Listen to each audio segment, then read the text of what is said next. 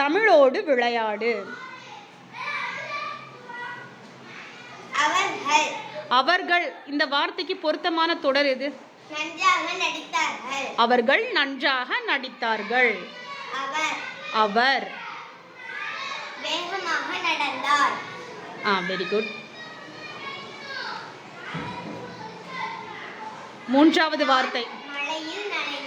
நான் மழையில் நனைந்தேன். அவள் இனிமையாக பேசினாள். அது வானில் பறந்தது. அவன்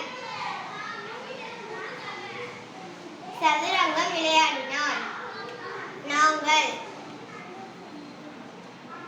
மெதுவாக சிரித்தோம். அவை நடனம் ஆடின. நீங்கள் கவனமாக கேட்டீர்கள்.